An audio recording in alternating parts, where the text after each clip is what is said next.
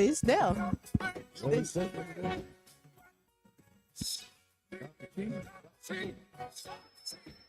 somebody. That's okay. We'll just stop the peeking. Stop the peeking. Stop the peeking. Stop the peeking. Stop the peeking. Stop the peeking. Let me move this back then. Welcome back. Welcome to the Tampa Bay Breakfast Club. I'm your brother Sean. This is Kiana. And this program is being brought to you as part of the New Image Project of the Community Development and Training Center, aka See That. See that? I'd like to thank y'all for tuning in, helping us to redefine what's cool because Smart is the new gangsta. baby. And if you don't know, now you know. Now you know. No. Good morning, mommy. Hey. There we I go. hope she didn't hop off, but I do see that sweet sisters hopped on. Okay. If you're yes, looking Lord. for all your best treats. Yeah, I see sweet sisters in the building and in the chat. Mm-hmm. Thank you, and thank everybody who like rocking with us. It's been a week, Mm-hmm. and this is the last day of the first month of the new year, 2025. Are you still okay? Are you still like when you're doing dates putting 2024? I did. Yeah. And then I caught myself. I intentionally didn't do that because I usually do that. But so that's one of those days that you was like, I ain't doing it. I'm not this doing that. Yeah, I'm not doing it this year. This is not what. Yeah. That's not what I'm about. Nope. Oh, okay. And I don't take too many written notes, so I'm not writing too many dates. You know what? I feel like I sign my life away. Okay.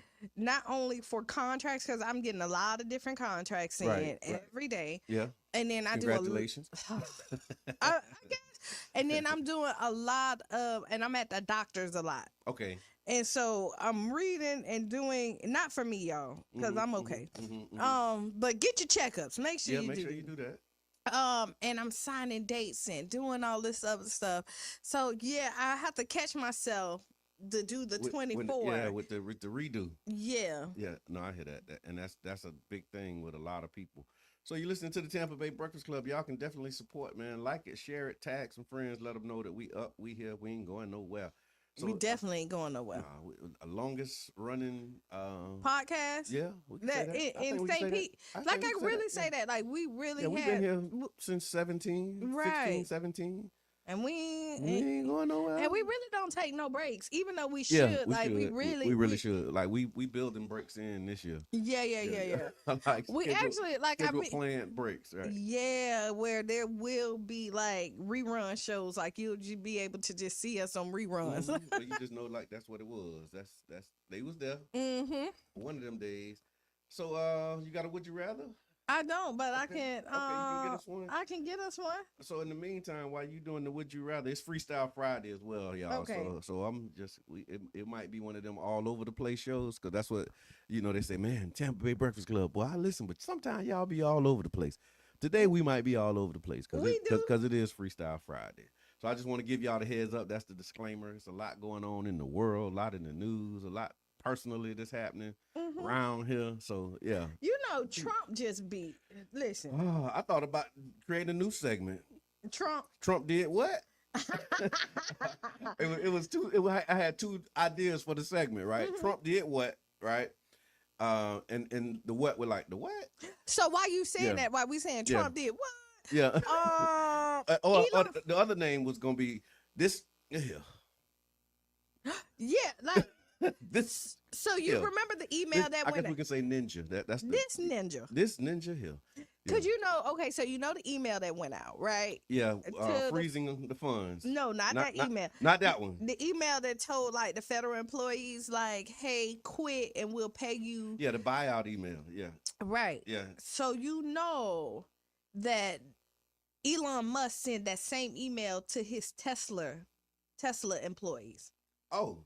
So the email came from Elon Musk. Yes, that's his job. That's the department that he's heading now, right? Right, but listen, he didn't even try to change any verbiage. He just copied and pasted. Copied and pasted the email to let you know, like, hey, I'm in control, right? Wow. But so he sent it out.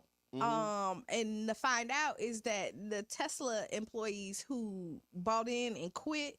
who accepted the offer? Accepted the offer, and he didn't pay them out allegedly. So he said he's gonna buy them out, but then they accept the offer and then don't get bought out. Because if you quit, he said, if you quit, I pay you, give you 8 months of severance. Yeah, same play. Yeah, but didn't honor the severance. Did not honor it. Now, they talked about this in the house or I can't remember exactly, and they say, don't you fall for it. They don't have that type of power to say quit and we pay we you just gonna 8 pay months. you. No. Yeah, because that's a budgeting question. You got to approve that pay, right? Because I don't know how much it costs to buy out a couple million workers, right? Like it's gonna be a price tag to pay somebody their salary for 7 months, and it's a few million of them. And they quit. This is not like you. Yeah. Oh. Like, this is like, if you quit, we're gonna give you 8 months worth of severance. And I think they said it was connected to the that whole return to work thing, right? Because they put out a memo saying that work from home, your days was over and you got to come into the office, and now people just refusing to come into the office. Like some saying, no, I ain't doing it. Oh yeah, because they said they want to end all work at home. Yeah, all remote work. Yeah. Because they. How do you feel about that? I disagree with that. Remote work. That's when I was the most productive, when I didn't have to go in, because a lot of times you go into the office and it's a lot of distractions in the office. But it could go depending. Yeah. It could go. I think it's more of a control thing. With remote at home, you could do multiple. So I think it's more distractions at home, but you could be more productive. Yeah. Right. Yeah. Because you can then dictate your schedule. Yeah. Kinda. Yeah. I mean, I guess you're right about that, because I like, I'm thinking about my home, right? Like, and it's just me and my wife and my adult child, and right. So I have very few distractions other than self-imposed. But what happened is people be counting your pockets. Yeah. Right. So if you work from home here, you can work from home here. And a lot of times you could do 2 jobs at one. And they don't. About 2020. That was my 2020, boy. Boy, listen. Like, I had about 4 jobs in 2020 when remote first started. Boy, I might have had 4 jobs. 3 years ago. Yeah. Like 3 years ago. Yeah. I was running 2 campaigns. Yeah. Like, working at that remote, that thing, that was a game changer. And it really wasn't even just not remote. Like, everything I do at this point, knock on wood, is flexible. Where you don't have to go into an office, be there from 8 to whatever, 9 to whatever. I really dictate my own schedule for the majority part of it. That's a benefit. It is. I don't, and I know this about myself at this point. I don't think I could go back to a 9 to 5. I'll feel like I'm in prison. Yeah. Like that was my experience over the summer. Like, if I'm gotta be somewhere right there, like, I feel like I'm suffocating. Yeah. Now this is just me. Yeah. No, that was my summer experience, because, man, whew. And I haven't worked a scheduled job like that since 2014. So the last you work on deliverables, and like, long as you get this done, and I work so much better like that, because one thing I do, like, I execute. Yeah. Now you might not like how I get it, but I'm gonna it's gonna get done. It's gonna get done. It might not be the way that you thought it should, or the way you wanted to, but I definitely deliver. When you give me the task, I'm gonna get it done. Amen.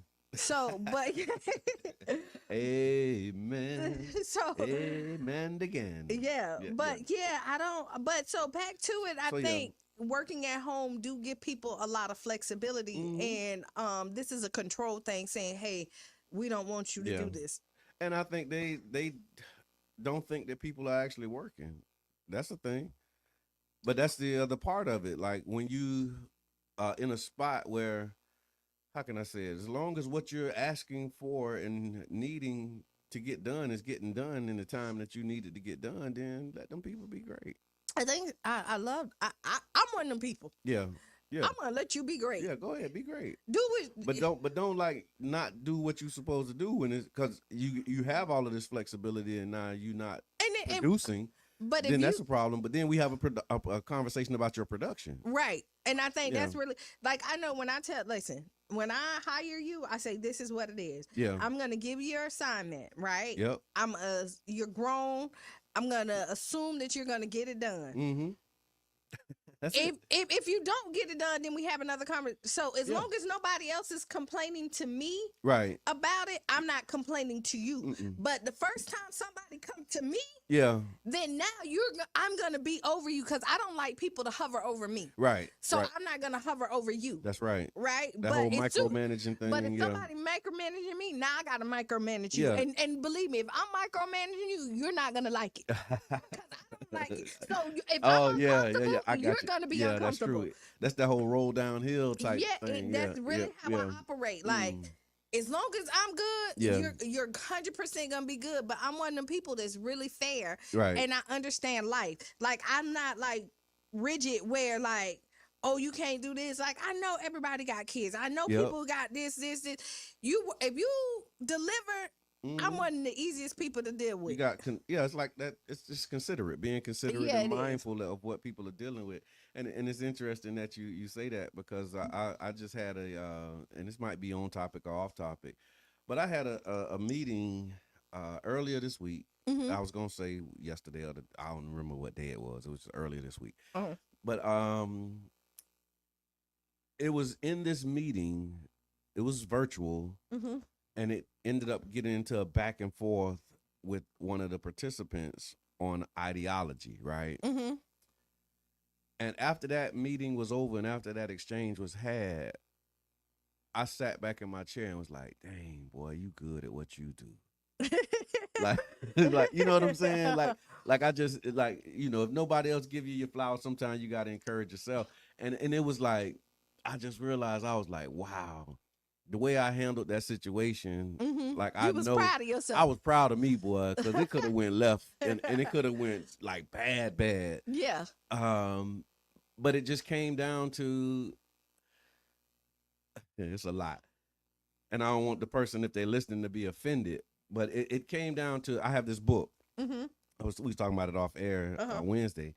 It's a book called "Dealing with People You Can't Stand." Yeah. Okay. Yeah. And it's how to bring out the best of people when they're at their worst. Yes. And so I've studied that over years, multiple years, and it's like one of my go-tos when I'm dealing with people. Right. I like that. And it's like a beautiful framework to help you understand what you're dealing with when you're dealing with it. Right. And it gives you like different types of people, because that's really what it is. It's probably only about 10, 12 types of people. It just manifests in different ways, in different circumstances.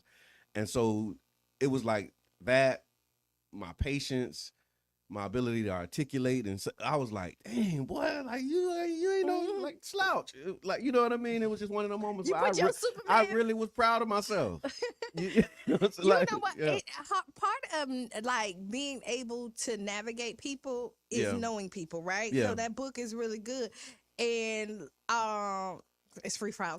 Yeah, that's Friday. I told y'all that's how it's gonna happen. Fine, but I like it. So, but you're talking about that. Like, I tell people, hurt people, right? Yeah. And usually, when somebody hurts somebody you love, or they're hurting somebody, you want to come back with them with anger. Yeah. Yeah. But that doesn't help. No, you have to, unfortunately, you have to come back with them people with love. Yeah. You know, because they are expecting you anger, to come at, and then you're falling into the narrative Yeah. that they are already telling themselves that like, nobody likes me, everybody's against me, and then when you come back with them anger, see, I told you. It's like they feel justified.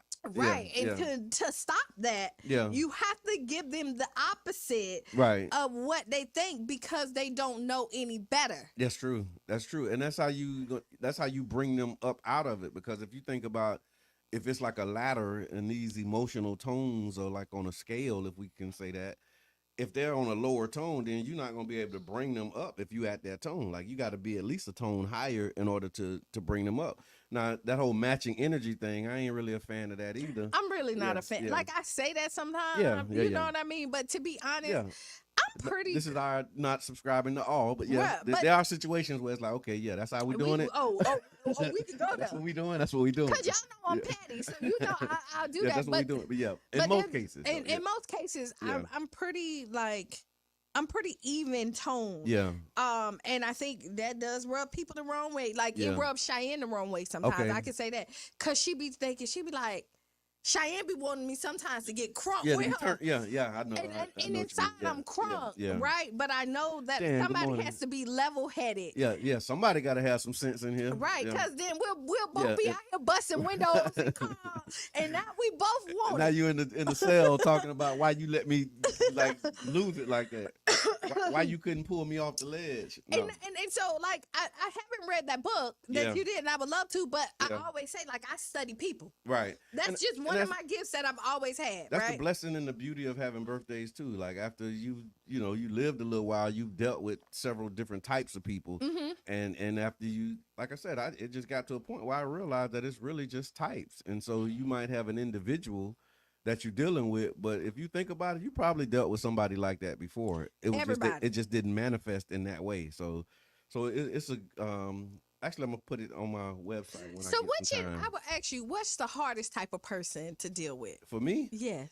People who think they know it all. Okay. Yeah, we talked about that too. People who think they know it all. Oh, that's so hard. Yeah. That is very hard. Like people who think they know it all, like you can't. Yeah, you can't tell them nothing. And then you know what? They always insert themselves in conversation that has nothing to do with them. Yeah. Like people who think they know it all. Yeah. Like you could be having a conversation, and then next thing you know, they insert. Yeah. Who talking to you, Cletus? And then the thing and the thing that make it so hard with the person who think they know it all is the certainty that they have. Like you can't like they'll tell you, no, the sky is purple. Yeah. And it's like, okay. All right, but I see a different and get all like bent out of shape when you try to tell them something other than what they think that they already know. You know what I do? And that's one of like the biggest frustrations for me. I do this with everybody at this point. Know it like I'll know something and I'll be like, okay, yeah, I could be wrong. Yeah, and I just said just don't have the need to like engage and do the I could be wrong. Yeah, definitely have to do that. Dave, what's good? Super Dave. Thus, I am all knowing. but then you got this is what I'll do. I can bring it in and we'll go through the types. Let's do that. Yeah, let's do that. We'll like, do that. I'll bring it in. So here. Yeah, we got to do that. Okay, so we do have Would You Rather. Okay. Really quick. Would you rather have the power to never feel physical pain? Okay. Or never feel emotional pain? Ooh. Why you throw that curveball? Let me put it in the chat and get some help with this one. Never never feel physical pain or emotional pain, right? Yeah. What you say while I'm doing this? I'm trying to think. I'd rather not feel physical pain. Okay. The emotional pain, I think, fuels you. Okay. For me, like, you know what I mean? When my niece just went and got an award, right? Okay. And I asked her, how did you feel when you got it? Okay. And she said, I felt good. And I say, remember that feeling always. So you always try to achieve greatness. Yeah. It's just funny you say that. A little bit off, but in that same vein, Freestyle Friday. That's what I've been using for my New Year, like, and really before the New Year, but like really in tune with the emotional aspect of the work, right? And like the emotional feeling of accomplishing a task. Like once you set out to do something and you do it, that feeling that you get when you do it, like I've been mindful of that. And then like when you set out to do something and you don't do it, and how you feel when you don't do it. And so I've been like intentionally like I don't want that feeling of not doing it. And so it's the same thing. So I want to feel that's great what you told. Yeah. So I'm telling her because the thing we talk. So if I don't talk to her every morning, because when I'm on the radio, my mama talked to them every morning on their way to go to school. Okay, right. That's what's up. To Corey's children. Yeah. And it's so funny is my mama. They like little grown people too. By the way. They so funny. And so my mama missed the morning, and then we talked to Giselle. Was like, Grandma, you didn't call us this morning. Oh. Right. And so they have like their whole routine. Like they get up in the morning, my brother make sure they meditate on their way, they got journals. That's right. Just getting their he head raised some healthy whole human beings. That's the whole point, right? Yeah. And But she said, okay, TT, when I told her to make sure she remember that feeling. Yeah. But also on the flip side, when you don't succeed, like I know how bad that feels. Yeah. Like, for me, yeah, that's what I mean. I don't like that feeling Yeah, either. yeah.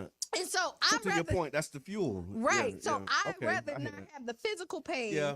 For me, I take that. I go with that. Y'all know I was all scarred up, right? Yeah. And that hurt. Yeah. And like still to this day, like got, my like, knee, lingering. oh yeah, like my knee, my foot, like it is still like mine. I haven't healed. Like most of it has, but like the discoloration and the y'all can have the physical pain. Put it in the chat, y'all. Let us know. Would you rather never feel physical pain or never feel emotional pain? And yeah, I absolutely can see that. Physical pain, I don't do well. Like I don't like pain at all. I don't, but I do have a high tolerance for pain. Really? I'm like squeamish around needles and all that kind of stuff. I don't like needles. Yeah, I don't. But I'm getting a little bit better. Okay. I'm getting a little bit better. But like right. one of the things, and I don't know why I'm so terrified. It's in my mind. Like it's really most in of my it mind. is. And so that was why I was gonna go with the emotional pain piece, because a lot of it is in your mind a lot of times. But then when you frame it around how you use it for fuel, it's like, yeah, I need that. Like I want to keep like, that. would you like, you know how much you love your wife? Yeah.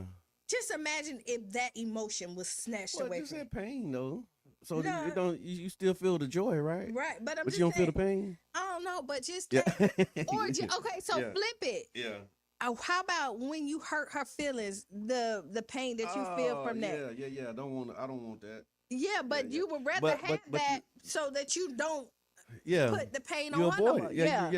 No, I take that, because that emotional pain is definitely fuel.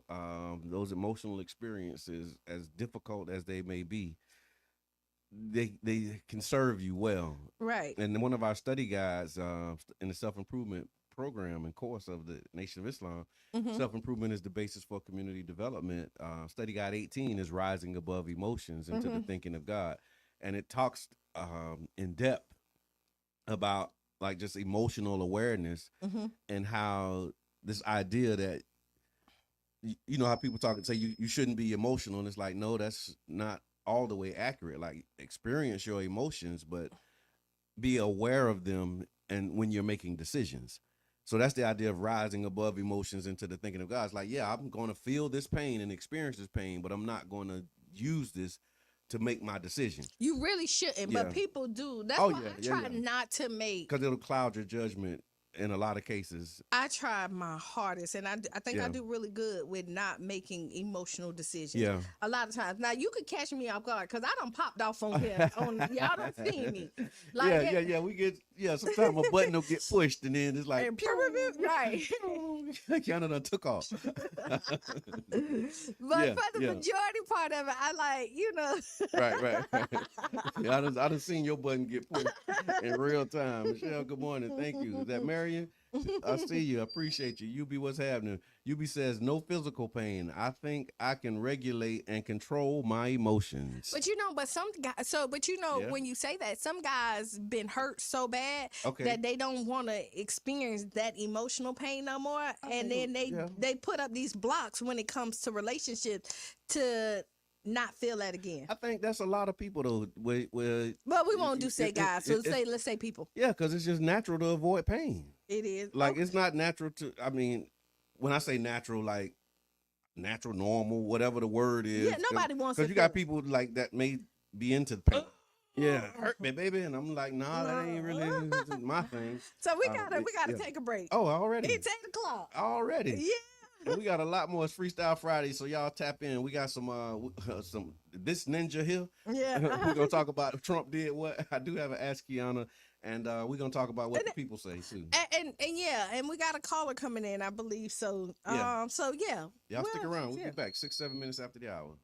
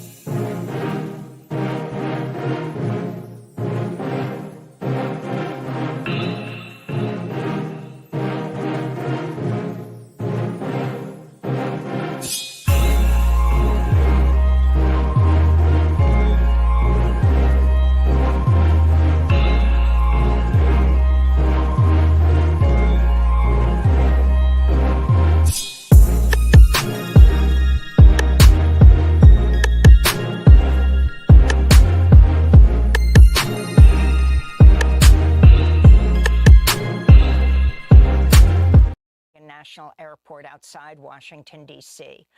All 3 people aboard the Black Hawk helicopter were killed as well. Investigators say the helicopter was on a training mission, had veered off its pre-approved flight path shortly before the disaster. The Washington Post reports the air traffic control tower was understaffed ahead of the crash, with 2 air traffic controllers doing double duty Wednesday night. One day earlier, another jet had to abort its first landing attempt after a helicopter approached its flight path. During a news conference Thursday, President Trump admitted the cause of the crash is still unknown, but still placed the blame on DEI. The initiative is part of the FAA's diversity and inclusion hiring plan, which says diversity is integral to achieving FAA's mission of ensuring safe and efficient travel. I don't think so. I think it's just the opposite.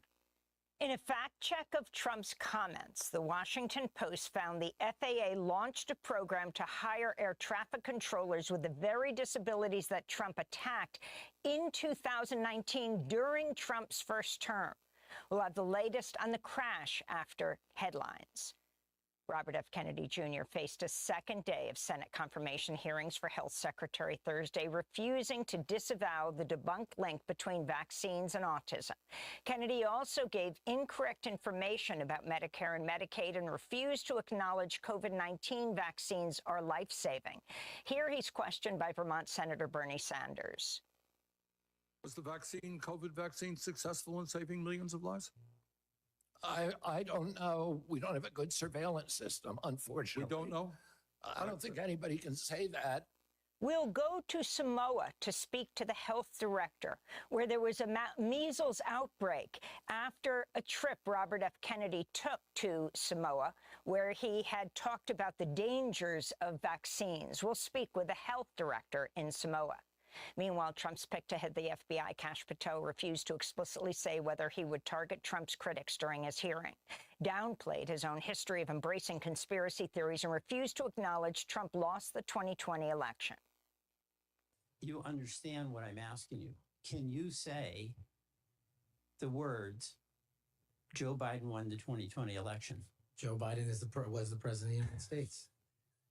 Kash Patel's hearing came amidst reports that top officials at the FBI have been told to retire or be imminently fired.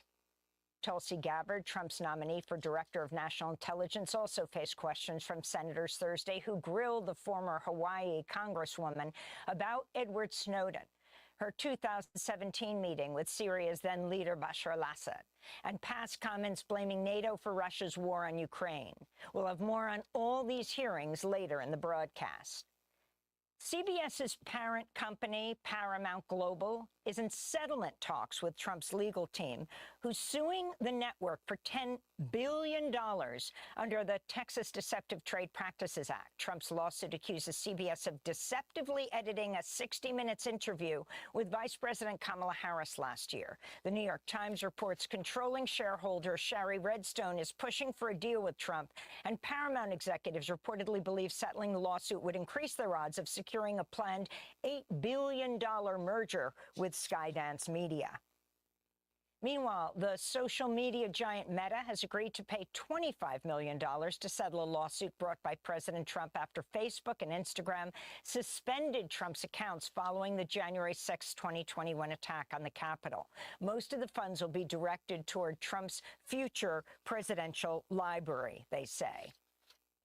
Newly appointed Federal Communications Commission Chair Brendan Carr has ordered an investigation into NPR and PBS stations as the Trump administration seeks to cut off funding to public broadcasters. Carr says he's focused on whether underwriting announcements from corporate sponsors cross the line into prohibited advertisements, but the attack comes after Trump... Agape Soul Boutique. High-end boutique looks and quality with affordable pricing. Located at 6025 Martin Luther King Street South in St. Pete. Choose from our amazing selection of stylish, fashion-forward heels, wedges, boots, children's shoes, accessories, and much more. You can shop now and pay later, interest-free with Afterpay. Subscribe to our website and get huge savings on our latest products at agapesoulboutique.com. For more information, call 727-379-1318. Come give your feet the royal treatment and check us out at Agape Soul Boutique today. Federal jury. Ready for it all. I'm ready. Welcome back to the Tampa Bay Breakfast Club. I'm your brother John. And this is Kiana. This program is being brought to you as part of the New Image Project of the Community Development and Training Center, aka CDAT. See that? And we'd like to thank y'all for tuning in, helping us to redefine what's cool, because smart is the new gangsta. Baby. And if you don't know, now you know. No, Sharonda, what's good? Tony Wells, I see you. I appreciate y'all. Tag a friend, tell a friend that we here and we ain't going nowhere. Yep. Anytime soon. Well, at 9 o'clock, we'll be logging out. Yeah. We'll make way for Sister Hughes, but until then, we up in this thing. All up and through here. And it's Freestyle Friday, y'all. So give us a call. Let us know what's on your mind. If you want to hit us up, 727-637-2416. We do have a caller that's going to be coming in and calling in. And y'all stick around for it. It's going to be a great program. This next hour, Buckle up. So when we talk about what's good. Okay, so here we go. What's good? Yeah. It's the kids in the hood. Okay, what's good? Kids in the hood. And kids in the hood and prom. And right? prom. And these prom dates. Okay. Right? And these prom acts. I am so proud of these young men. Okay. Because I keep on saying, like, I want them to get out these phones, right, and be able to talk to people. The creativity that's coming from them to ask these girls on prom date make me a proud auntie. Okay, yeah, because I know. You have been saying for a while that these young men don't know how to talk to girls no more. Right, and I love to be proved wrong. Yeah, and that's what they're doing right now. They coming through. They coming through. Like they coming, like they're putting their pride aside. They going in the middle of the school playing songs, dropping on their knees, asking them to say yes or no. Would you be my prom date? Wow. They coming out saying they doing crime scenes and telling you you're the only one that can save me if you can't do it. Like the creativity and the chivalry is not dead, and I love it. It's not dead. Like, yeah. Kudos to these parents. Thank you. Yeah, because parents have to be engaged on those. Right, and showing these young men how to show the person that you love, that you like. Yeah, interested in. All of that, how to be treated. Right. And how to make them feel special. And what I'm seeing is these young girls is smiling from ear to ear. Yeah. The parents are proud on both ends. Yeah. Right. And so, like, listen, if y'all have some really creative videos, send them to the Tampa Bay Breakfast Club, because we'd like to show them through like our break and show how creative these young men are being. Let's do that. Let's find a few of those and post them up, because I agree with that. And this is, we talk about the New Image Project and putting out new images, new, information, media, arts, graphics, and entertainment, and having us see, them doing this. Redefining what's cool for real. Like, it's all right. Yeah. They're playing like 90s music. Okay. Well, like well, that explains it. Yeah, like you hear them in the background. Because we was in love a little bit in the 90s. No, not a little bit, a lot of it. Like, you know what? Like I was saying, like 90s music made it. They wasn't like nobody was stunning on each other. No. It was like we broke up. No, we want to make it. How do we? On bending knees.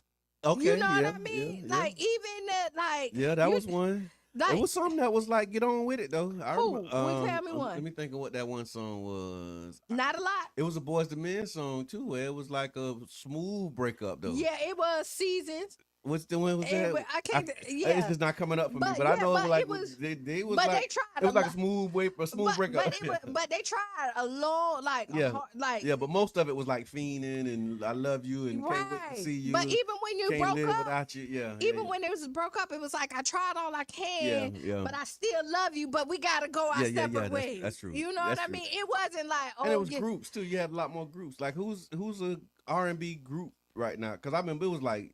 Who we had, like SWV and all of them back, Escape and all of them back, like all of them groups. And then the guys too, like Jodeci, Jagged Edge, 112. So Boyz II Men is back, Jagged Edge. All of them back or just like a. Well, Michael. Yeah, he been gone. Because of his knees. He couldn't. Okay, gotcha. But Boyz II Men is. They back, yeah. They never really left. Okay. Jagged never broke up. Okay. Jagged Edge always been together. Okay, yeah. 112 doing their thing minus one of the group, one of the members. Right. Next is together with RL. Okay, yeah, I remember Next. Yeah. They still doing their thing. Yeah. So yeah. But that's how like who's the new up and coming group though? Because it's always groups are really hard because Shy is in a group. Yep. So she June's Diary, and it's really, really hard. Hold on, let's see. We got a caller. Good morning, Drees. What's good? Hey, caller, introduce yourself. Although we go There you go. to the end of the road. Hey, what's going on, man? This King Jazz coming through with the flu voice on y'all too, boy. R&B.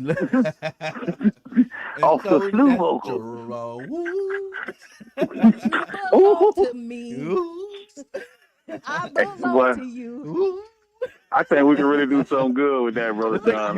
You think I can yeah. You can take it on the I'm just gonna record that and make that a button, and then you can do it as you will. King Jab, man, how you feeling, brother? I know you've been, battling through it, man. You all right? Hey, man, I'm feeling a whole lot better, man. Just here, man. Just here, still working, trying to fight through this tax season, man. New Image Project, man, working on a lot of things going on with the New Image Project. Right on. Got a lot of new podcasts jumping off this year, y'all. We is go pop off the Wealth podcast, where we talking about that wealth and that health all together. Yep. I got a heavy hitter that's going to join me for that podcast. I don't want to announce it yet, but I got somebody that's a whew. Yeah. Look, I'm excited and ready.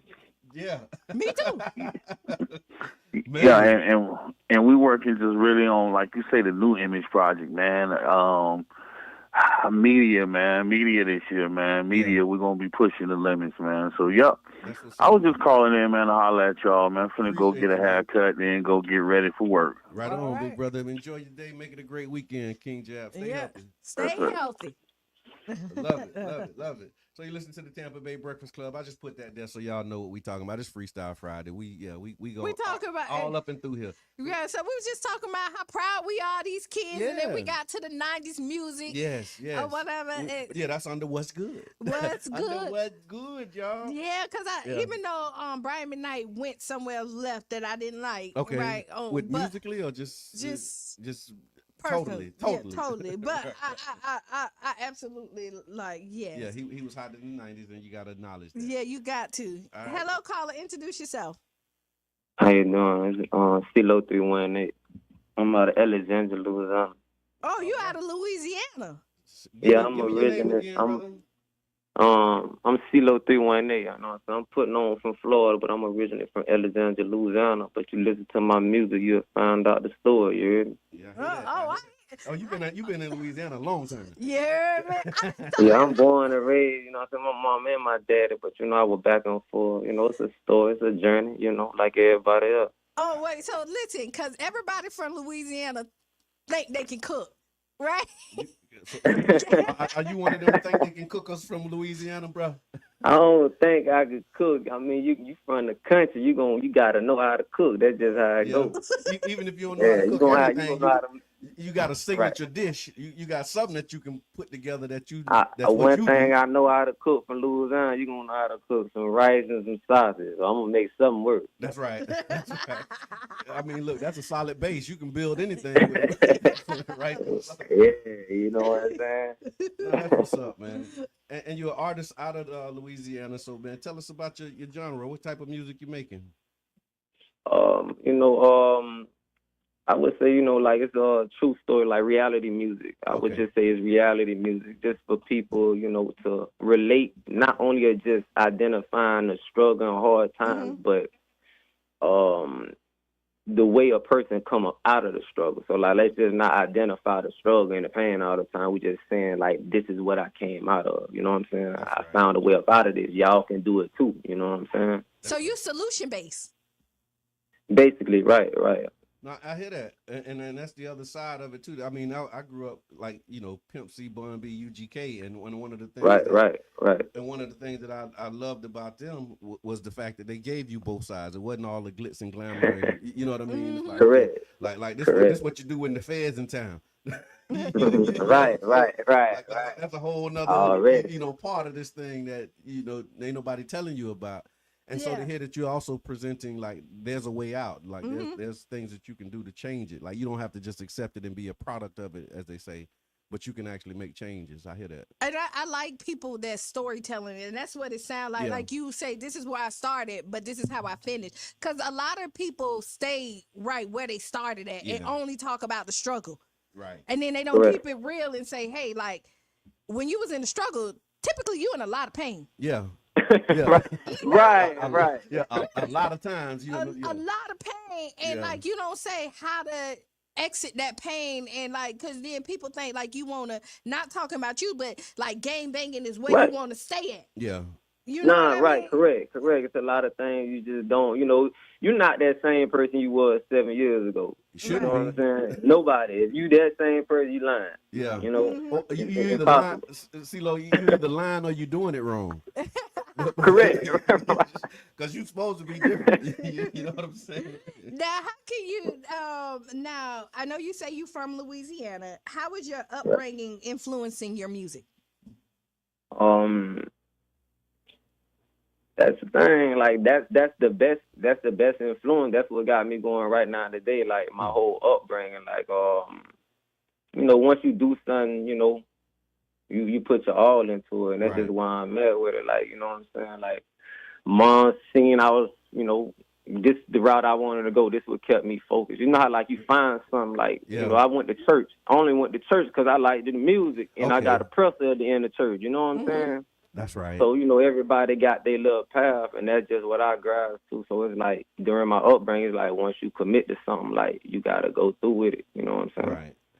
And with that, what would you say has been, like, the biggest inspiration behind, some of your projects?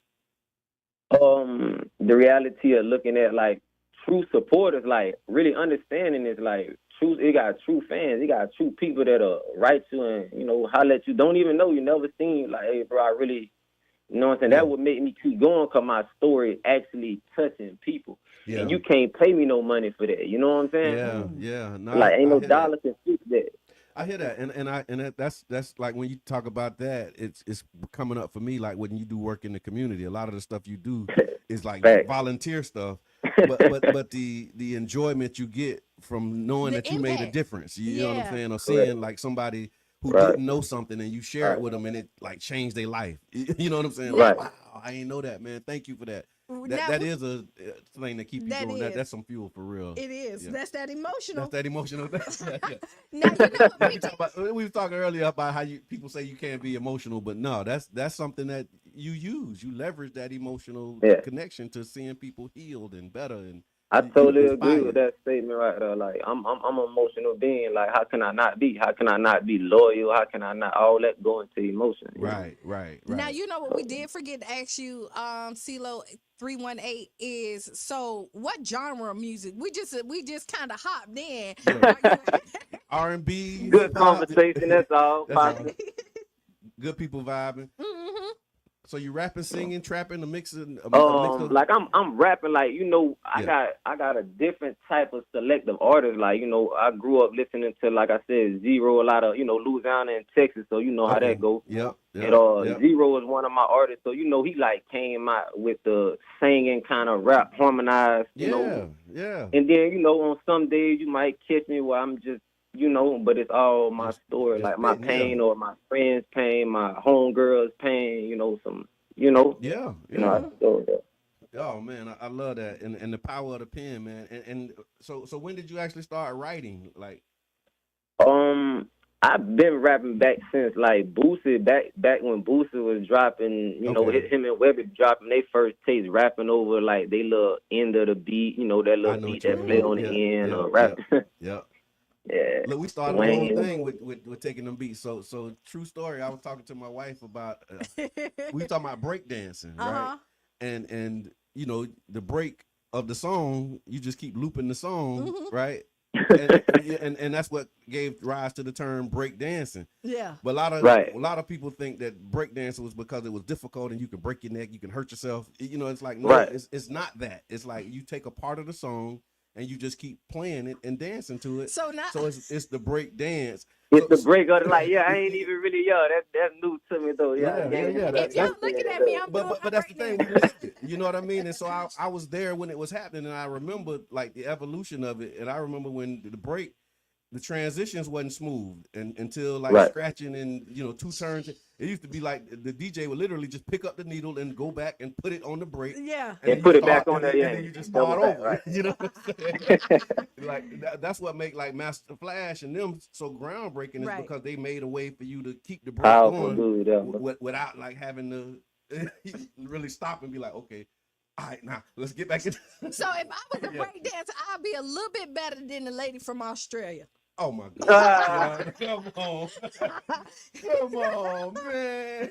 I ain't gonna. I'm bad. I ain't even gonna try to break dance. No. That was the evolutionary stage of our development that a lot of us have long outgrown. Right. So if you're listening, you listen to the 99 Jams. We're here with 99.1 FM. We got CeeLo 318 on the phone from Louisiana. You heard me? Don't forget Florida. I'm putting on for Florida. Shout out to Martin County, man. That's where I'm at. My home. Now, where's Martin County? Is that okay? I mean, we on north of Miami. We like 2 hours. Right? Yeah. We got it's a high up and coming artist that just came from Martin County. You know what I'm saying? But I'm from the other side of where that artist from. Oh, okay. Now, are you working on a project right now? Or you just drop an album? I got I got plenty of music. I got like 2 tapes done right now, just ready to release. Like I'm really understanding the other side of the industry and just getting into things. I've always been behind scenes, meeting people, greeting, and I've had my own struggles that then withheld me from presenting myself. Somebody put Stewart in there. Is that where it's at, Stewart, Florida? Yeah, I'm from Stewart. Yeah, I'm from Stewart. Yeah. You be always. So is that Jensen Beach down there too? Yeah, about Jensen Beach. That's the whole Martin County. Port Salerno, Jensen Beach. Shout out to the whole Martin County. That's where Money Long from. Yeah. Right, righteous. That was Money Long from. How you know that? So actually, you want me to tell you, my daughter is on tour with Money Long. Like she's that's she's been with Money Long this whole year. I love that. I'm most definitely. Oh yeah, no, man, you should have said that from the start. The whole Treasure Coast, like the whole Treasure Coast, it's Martin County. Like I got Florida tatted on me, so it's serious. Yes, sir. Now, what are your goals for your music career? My goals for my music career, like just like any other artist that would want. I want the beneficial part of, but most of all, like it's so much I want with it. You know what I'm saying? Yeah. I see other people have opportunity that they didn't got from their passion. Well, it's my passion, and the better part of my passion would be to help others. Like it's bigger than just the music industry. Like I'm gonna touch people because they relate to me in that art. Right. But I also have a testimony to go around, and I've been places and been through things and journeys and been able to witness, just not even go through things, just able to witness other people and get strength from that. That's right. As well as lessons. So, it's like an introduction to a whole nother chapter of me and another king out here, just like we had kings and queens to just be at their best, Right. Now, CeeLo, if the people was looking for you, tell the people where to find you, how to get your music, follow you on social media. Right, you can I got a YouTube channel at CeeLo 318, and you can also find me on Instagram. It'll be CeeLo 318 with no dash. Okay. I love that. And those are 2 places that you can find me. Okay, and if you had to leave the people with one thing, what would you like to tell them? Never give up. Like, what's for you is for you. Like, can't nobody tell you nothing away from you. Like, what the Most High got for you is going to be there. No matter how it look, how bad it look, it'll come true. Trust me. You just got to believe in it. You can only kill your dream. That's right. Ooh, you can only kill your dream. Ooh. Love that, CeeLo 318, y'all. So, yeah, you listen to the Tampa Bay Breakfast Club right here on 99 Jams. We got CeeLo 318 representing, man, and definitely appreciate you calling in. And we'll be on the lookout. I appreciate the opportunity. Thank you so much for calling, brother. Have a great day. Appreciate y'all. 99 Jams love. All right. That was a great interview. Yeah, man, it's always good when the people good. Yeah, like, cause you know what, like artists. So artists, listen up. when you come in, like, I mean, with him, when you call in for these interviews, they go from we feel off your vibe, to be honest, right? And so, like, if you're excited about your music and your journey, we get extra excited about your music and your journey. If you laid back about your music and your journey, we laid back with your music and your journey. If you like, all right, but then we're gonna be like, okay. All right.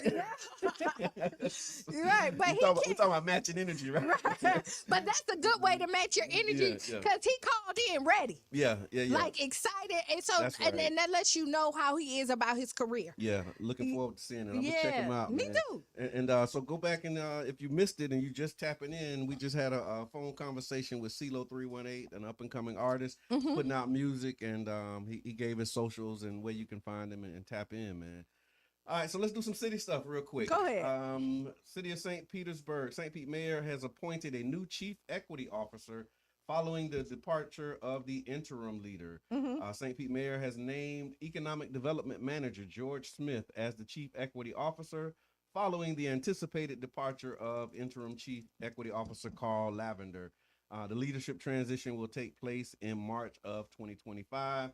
And Smith has a long history with the city. He's done a lot of things working in the city, and we did some work with him through the CRA, and really looking forward to continuing that work in his new role. So congratulations. Yeah. Also, congratulations, Carl. Like, he came in, did his thing. Yeah. I saw him at an event, when I was kind of on my last lap. Somebody doing something somewhere. But I was on my last, kind of ride of city council, and he came to the top, put me to the side and was like, I see what you're doing, and I'm not too far behind that, so congratulations. The one thing is, Carl will come out of retirement for a second, help you out, and then leave. I'm looking forward to that kind of lifestyle, because Carl, like, he retired and then unretire for like a little minute, like, and then he retire again. Look, duty calls, right? Which is a good thing. So listen, honestly, that's real good, because, like, you get a rest, right? And then so if I want to be like somebody, I think I almost want to be like Carl. Because let me tell you, because when he come out of retirement, you know he ain't coming out of retirement for pennies.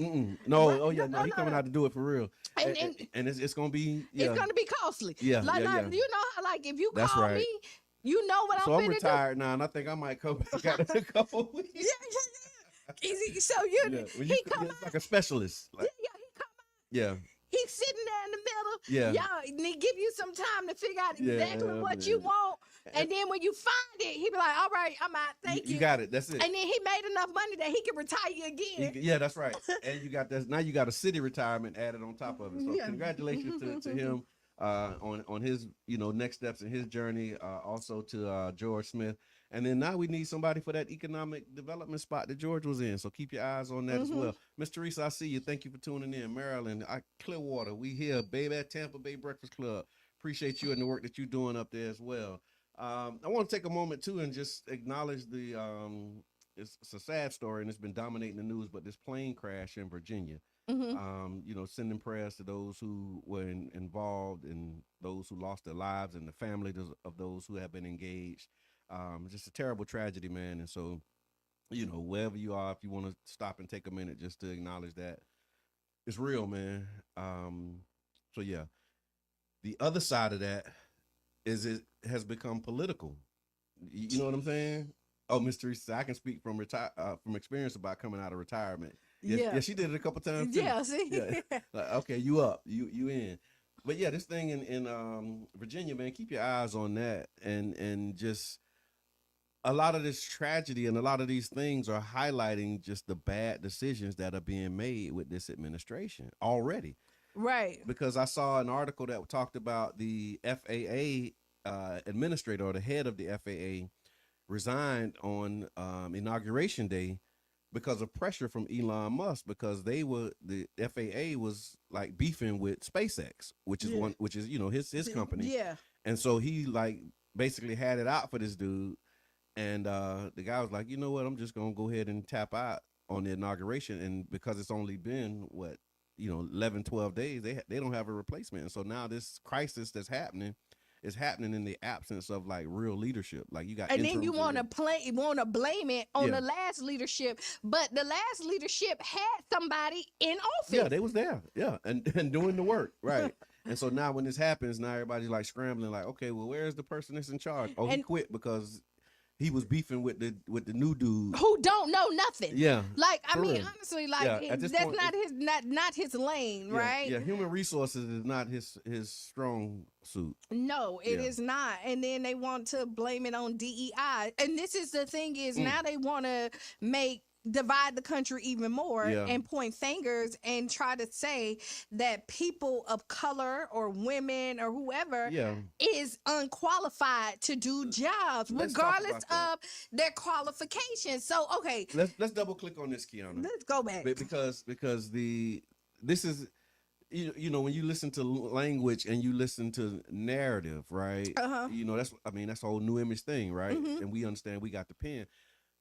The way that they're making DEI synonymous with incompetent, you starting to see that? I do, and like if it's they're saying that because of DEI, there's a lot of incompetence. No, in charge, and so the reason they want to get rid of DEI is because they're putting people in these positions who are not competent and not qualified. They're using their race. They basically saying they got there because you got this job because you was black. And I'm gonna tell you this: 9 times out of 10, no, let's say 10 out of 10. I'm not even gonna say 9. 10 out of 10. Anybody that got hired for DEI, is probably overqualified for the job because you put expectations on them that you didn't put on other people. You know, and the requirement for you to get this job, you have to be overqualified typically for the job, because we've seen where you have let your brother, your sister who don't have any qualifications come and hit Elon Musk. Right. Who don't have the qualifications to do some of the stuff he's doing right now, a job. But if you had the space engineer who went to school, got the qualifications, and did all the training because he was black, you said he was not qualified. Or he was brown, he was not qualified. Or he was a woman, or she was a woman, she was not qualified. But you have unqualified people right now telling qualified people they're not qualified. Come on, man. Wow. Hello, caller. It's Introduce Freestyle yourself. Friday. What's on your mind? Hey, peace and light, man. Peace and light. What it do, Q? What it do, Brother John? What's good? What's good? Hey, man, the Queen said to me, man, I thought I had something to you, Brother John. You know what I'm saying? Well, I thought you said it to me. What's that? You know what I mean? But that black woman dropping that data on DEI, you know what I'm saying? The biggest recipients of DEI are white women. Remember, they got labeled minorities a long time ago. Yeah. The black people are the 6th recipient of DEI. Asians, Mexican people, and then the biggest recipient of DEI were white men who own the businesses. Wow.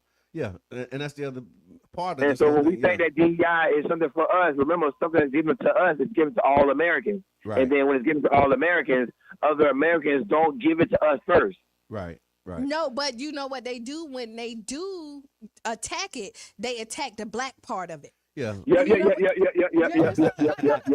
All you see all these companies that saying that, we're going back on DUI, they're not saying all of it. They're attacking the blackness of DEI. You know what I mean? Like, we're not going to diversify our company with the black companies that we are hiring and make sure they're employed, but they're still keeping their white women.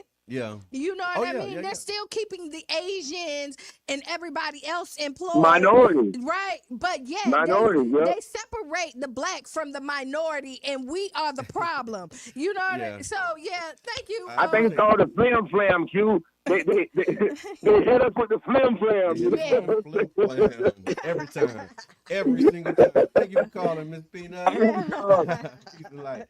So you listen to the Tampa Bay Breakfast Club right here on 99 Gems, 99.1 FM, and on this Freestyle Friday, and we're talking about what's this ninja here, Elon Musk and Trump and what they got going on. And Robert Bradley says, don't be distracted by the distraction.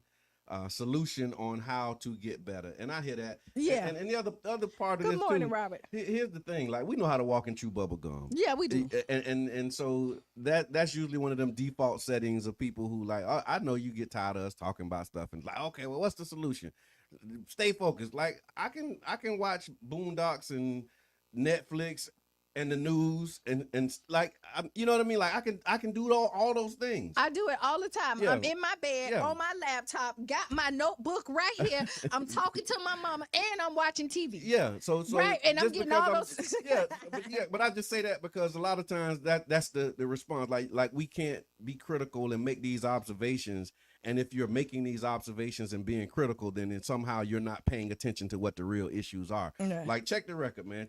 Look at what we do in real life. You know what I'm saying? Because the thing and you'll be able to see, like, yeah, it's now there is a segment of the population that's consumed and totally distracted and not paying attention, but we just happen to not be that right. No, but we because we are over here. I will say we are definitely solution based. Yeah. Right. We don't stay in the complaint line, but we do complain and then we say, hey, this is what we need to do. Yeah. Right. Or this is what we doing. Oh, this is right, because we out here. Yeah, we doing stuff for real. But I definitely appreciate that. Good morning. Yeah, but so we and that wasn't directly at you, Robert, but it's just a sentiment that I hear a lot of times when people are like, oh man, see that's the thing. What they distracting us from? Yeah, we know it's something. Like at this point, we keep on saying we need to organize, but like we know for sure that we need to start our own Targets. Yeah. We need to start our own Walmart. Hello. You know what? We need to come back. Call it Bullseye. When me and my mama was just the talking. Black Target is now Bullseye. That's what we calling it. Yeah. So my mama, we was just talking. All of 16th Street, all of that, the gas plant, they were all black businesses. Come on. They didn't have the corner store was black, the laundromat was black, the liquor store was black, the club was black. Everything around there. You going down 16th Street, I see these businesses. You know what in I my mean? mind, I see it. And even where the Trump, all of that, where the Trop was and all of that, there was black businesses. My great grandmother owned a black bar. Yeah. You know what I mean? That's how she started her generational wealth for our family. Right. You know what I mean?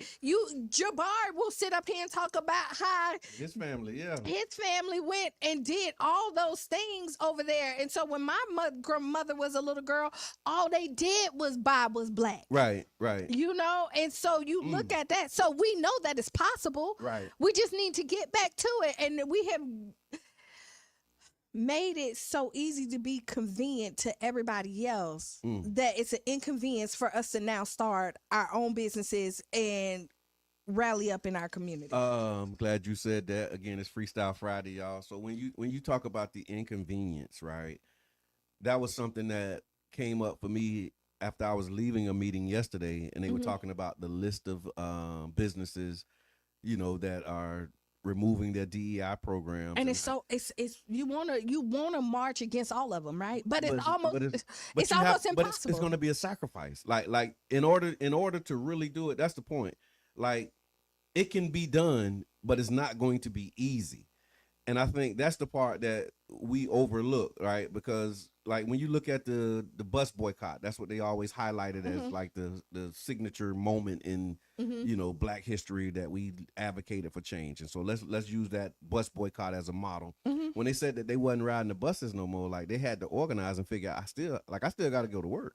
Right. And so that's when the carpooling and like black taxi cabs and like here Elder Jordan had a cab company and a bus company but so now that you're not using their buses, you still need transportation. Yeah. And so it forced us to say we're not using them, but we still need this service. Right. You got to create it and produce it for yourself. And like that's the space that I would like to see us in more when we talk about solutions. Like, okay, we're not gonna go to Target, where we gonna go? So I will say this is that I would like for us to sit down and organize, like realistically, us boycotting everything right now is going to be impossible. Anything's possible. Not probable. Not probable. Yeah. So let's say this. I would say we should do a realistic timeline. Yeah. And we start to wing off like any other addiction. Yeah. You say, hey, yeah, I'm now only gonna go here so many days. and then That's right right. here too, we can eventually have where we don't You're right. we don't need it No, because you're what right. Because we morbidly obese and we want to lose 100 pounds in 30 days. it's not gonna happen. Yeah. It's just not gonna Yeah. happen. Yeah, But you what got to we get you a regimen and some discipline and so some what we things that you really need to Yeah. have a real plan. Like, okay, we know that Walmart is the biggest store right here in our community, and everybody needs to go do groceries and stuff like that. Yeah. For us to tell you not to go there and figure out where else to go, and Yeah. there's only one place we could go, and now it's the highest. Yeah. You know what I mean? Yeah. It's unrealistic in this climate. Right. Okay. Right, yeah. So that's what I mean. Like, it really developing the strategy, taking time. And that's all I'm saying. Because as opposed to saying, hey, we ain't shopping with them no more. It's like, well, you don't really speak for all of us. Because how do you do it? So now we really need to set up a plan and figure out what we're going to do and start building this. And this is now when we go and talk to our Reverend Murphy, who is now over the development on 22nd. Yeah. You know what I mean? And Like, we do need to holler at them. Yeah. like how are we going to do, like, what can we do? What can y'all do to help this situation right here? Because we do have resources. Call and introduce yourself. It's Freestyle Friday. You on the air? I'm enjoying y'all. It's just You Hey, they done set you off, huh? No, she came in. I told you when you came in. I knew today was gonna be one of them days. You did. Good. God. You came in like you got something to I just do. I just want to say that one of the things we do is we misuse our group economics. Come on. Mm-hmm. So, fast example, we have several churches in the area. Right. Each one of those churches will go to have a bank account and go to a different bank. Mm-hmm. Collectively, those churches represent probably upwards of millions of dollars every month. Mm-hmm. Right. All together. So you go to those banking institutions, if you don't start when you're on it, you tell them, hey, if you're not going to lend to our business and our parishioners, we going to go to the bank that will. Right. The same thing. No, you can't stop going to the grocery store today, but what you can do is say, hey, if you don't give us the things we need, or we don't see, we gonna shop less at this store and more at your counterpart. Right. Mm-hmm. That's So right. you effectively put them out of business. This is why what Walmart does. Walmart goes to a town, and then everybody wants to go to Walmart and don't know that those little corner stores and black businesses you put, or just any type of business, it got to be black or nothing. You put them out of business because everybody goes to Walmart, and then Walmart knows all those stores are closed, Right. and then they'll wind up taking over, and then they control, monopolize the price. Yeah. We got to support our own in the sense that at that corner store, you're going to get, hey, your mama can send you there with a note and you can get what you need. That's right. I bet you can't go on a note in Walmart and do that. Shoot, you try it if you want to. You be coming out in handcuffs. Talking about what your mama said. I appreciate that contribution. But I'm just saying, that's all I want to just say that. And what I did, I just put a link in the chat. How Thank are you. you? There's a group, Collective Empowerment Group of Tampa Bay. Mm-hmm. And the Collective Empowerment Group, and I want to give a shout out to Imam Askia, Muhammad Akil. He's the interim president and CEO. And what you just mentioned is the mission of the Collective Empowerment Group. It's basically a group of pastors and churches. And what the mission is to do exactly that, like to understand buying, building, and banking collectively to nurture health, sustain economic empowerment, and grow community wealth.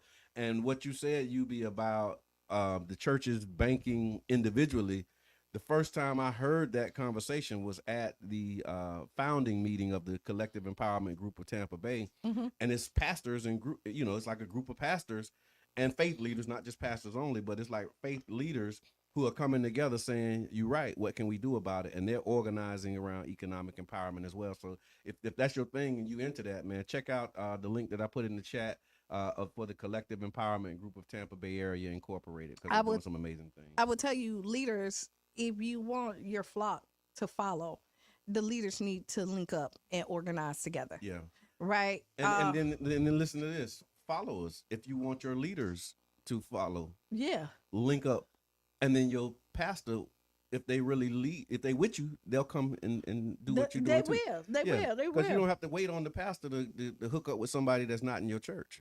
It's like it goes both ways, and especially when you have servant leadership. You know what I'm saying? When you have servant leadership, like they're gonna look and be mindful of what the needs of the group is. And then if the group start organizing themselves to meet them, then the pastor gonna be right there with them. Right. You know, if they really about that life. So definitely leaders lead, but then we have to redefine what a leader is. Right. You know what I'm saying? Like just because you got the title, usually that's where it starts and ends sometimes. But a lot of times the people who don't have the titles are the ones who are getting the most done. And so thank you so much for that. We got a few other things in here. Let me see. What time is it? We almost out of here. We almost out of here, and it's a whole lot going. Oh, so one of the things I saw that I wanted to talk about too was these pardons. And remember, and it's not the Trump pardons, because we see he pardoning people, and one of the people who Trump pardoned, I think he was killed by a deputy for like resisting arrest somewhere, and like they being rearrested. I think they said maybe like 12 of the people who he's pardoned have already caught new cases, and they back in jail for something. Yep. But one of the two of the pardons that I wanted to lift up that Biden did, and I'm lifting these up because we talked about it when that first round, and we were saying like he need to pardon some of these political prisoners. Well, guess what he did?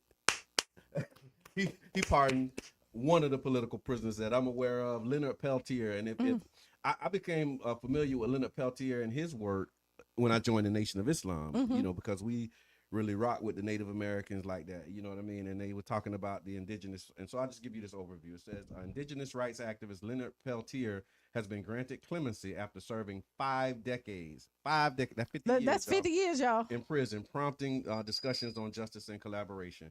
Peltier was convicted in 1977 for the deaths of 2 FBI agents during a 1975 conflict on the Pine Ridge Indian Reservation, a case that has been widely debated over the years. Numerous human rights organizations and public figures have advocated for Peltier's release, citing concerns about fairness of his trial and his health issues. The clemency decision, and during that decision, Joe Biden granted it, and he acknowledged the complexity of his history and Peltier's time served. So in long story short, Peltier's release, he's going to be able to go home, and he's old. He's old, but I do think with the pardon, and I may be wrong.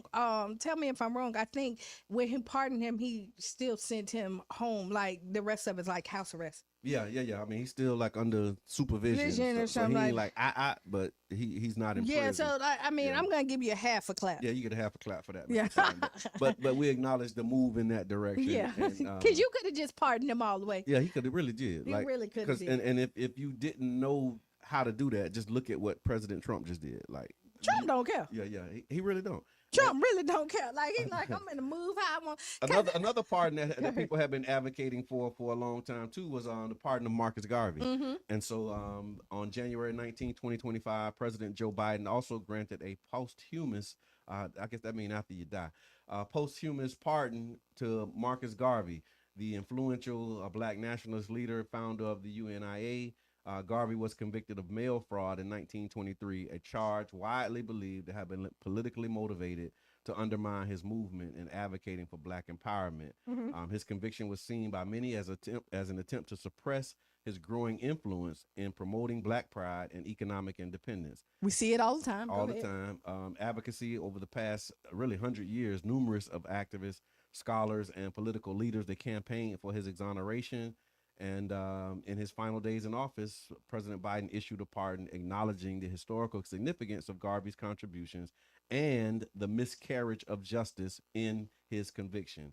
This act was part of a broader series of pardons and commutations addressing past injustices. So, yeah, that happened. I mean, so I appreciate it, but I always say that I hate to we have this conversation 100 years later. Yeah. Like, I mean, great for the acknowledgement. Like, you know what I mean? But like, let's do better. Yeah. Let's do better. And not like send these people to prison to start with. Right. Because it was definitely unjust, definitely, politically motivated, and a way to crush the movement. You know what I'm saying? And so, but I just wanted to acknowledge that and shout him out for that.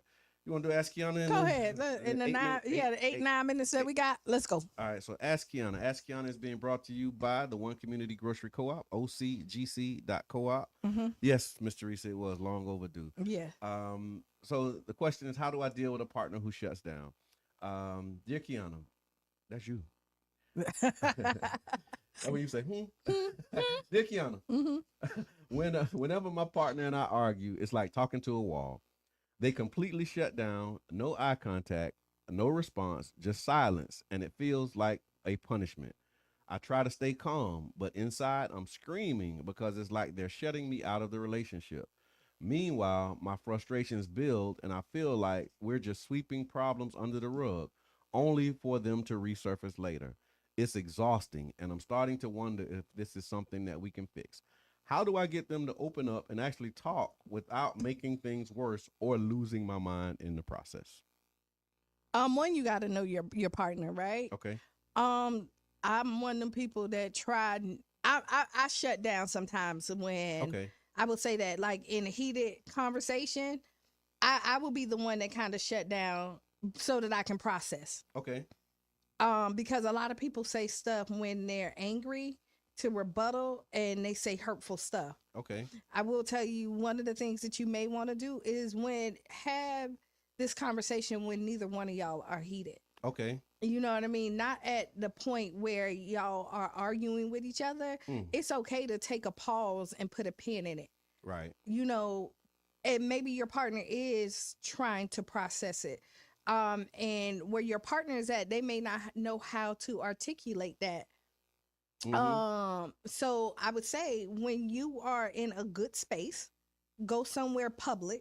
Okay. Like out to dinner somewhere where somewhere public. I see somewhere public yeah. and sit down and have this conversation where it cannot go heated. It shouldn't. You know what I mean? Because you have eyes on you, and be able to have a dialogue, and you set these guidelines too. Yeah. Like say, hey, let's talk about what happened yesterday. And what I'm going to do is allow you to get everything out that you need to say, and I'm not going to speak. Right. At this point, and hear that person out, and then vice versa. Yeah. You know, and then come up with a solution. Again, I heard somewhere somebody say, like, your partner is in the problem is the problem. Okay, yeah. You know what I mean? Yeah. And let's attack what the problem is and not each other. And it becomes an attack of each other, and you're not attacking what the issue is. Right. So I would say I hate to argue when you're heated. Yeah. Because people are not listening. They usually are listening just to rebuttal and not to hear you. Right. Right. So I would say that's part that, you know, I would do. If that doesn't work, you might need to bring somebody else in. Okay. You know, because a third person, but you have to bring the right third person. That's right. Because you have bring to the right third person. You go because any two people can't work out anything. It's the third person who mess it up. Yeah. And that could be society. It could be your mama. It could be your best friend. And you have to have somebody that actually believe in the unity of relationships and couples, and don't want to see the downfall of it. Right. Right. I hear that loud and clear. But go ahead. No, Yubi said, I had it here. I can't find it now. What's Yubi's comment? Oh, if your partner shuts down, you probably need to shut up. Just listen with no judgment or write letters to each other. That is a good way too. So what would you suggest? Your partner's shutting down when you talk, and you can't get a response out of them. That's tough. And I don't know. I have to sit with it because I'm not the one to shut down. Like, I'm the one that's going to keep going. And like, no, we gonna work it out. We gonna push through. You know what I'm saying? But when you have those moments, I think really just acknowledging what your contribution may be to it. Right, because a lot of times people shut down because you're talking and you don't want to hear what they have to say. That's it. They feel like they're not being heard anyway. Like or they feel like what they're saying doesn't matter, and so they feel like, okay, well, I just won't say nothing. Right, because it don't matter. Or they might be not saying nothing because they know, like, if I say what I'm really thinking, it's probably gonna hurt you real bad. Right, and this is why you don't. Right. But so just let you better be glad I'm not really saying what I want to say. Because if I did, you probably wouldn't like so it. There's so different, It's a many different nuances. Yeah, right. When you look at it, but a lot like you be like, da-da, and then you're giving them exactly what they want. Yeah. No, you're right. No, you ain't listening. I'm saying you're right. I agree with you.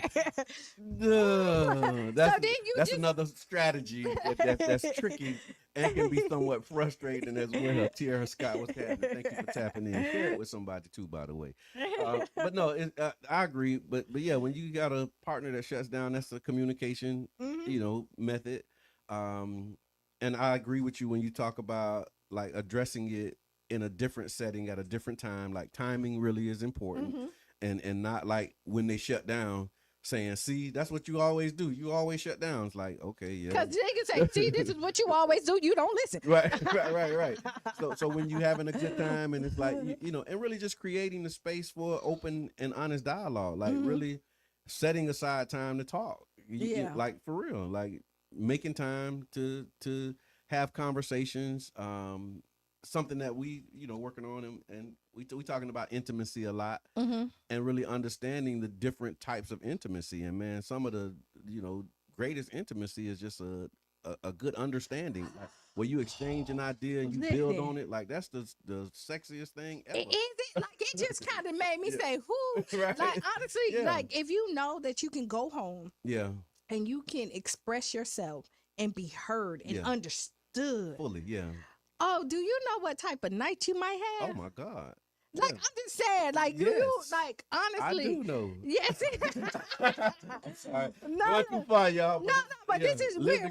No, but for real, like when there's no tension in the house and you know that you can really express yourself to your partner and know that your partner this is really like a non-judgment, regardless of how it's gonna come out, and they still gonna hold your hand through it. Yeah. Boy, you get steak every night. Well, and I think, you do. And I think it's some fundamental things that you have to do to develop that, because you don't just walk into a relationship with that. And you got to be willing. Yeah, you have to be willing. And I think the other part of it too is again, when you're dealing with your partner, you're looking at it from your perspective. Have you inquired, really talked about it from their perspective? Because you got different households and different upbringings, and so some households encourage people like speak up, say your mind, and then other households was like you better shut up and just listen. And so when an argument happens, you never know if they came from the just be quiet and take it household.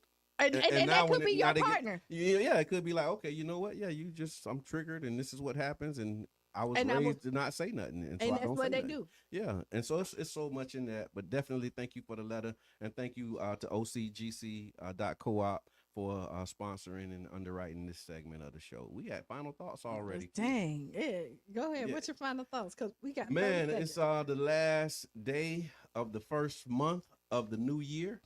And I hope that you still sticking to those goals and rocking out on those plans and focused and follow them through. So, and if you didn't, that's all right too. Just do your evaluation, make your adjustment, and be better tomorrow. Hey, what he said, be the change you want to be. Write down those 5 things and stay tuned for Sister Hughes. Make you lose your shoes and shout out around the house. Thank y'all for tuning in. This has been the Tampa Bay Breakfast Club. I'm your brother John. And this is Kiana. And we